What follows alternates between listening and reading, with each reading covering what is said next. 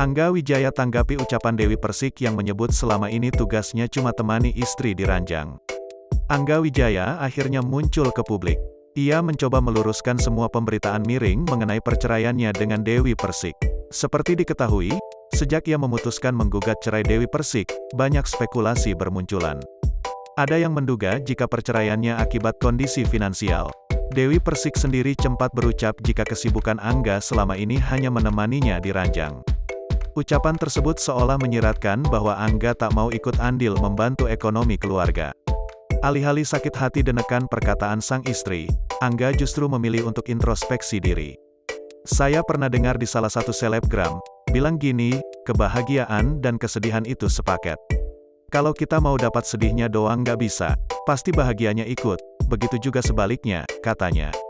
Kalau misalnya saya dikoreksi seperti itu, saya ambil sikap untuk memperbaiki diri aja, imbuhnya. Sebagai seorang suami, Angga sudah mencoba memberikan yang terbaik untuk Dewi Persik.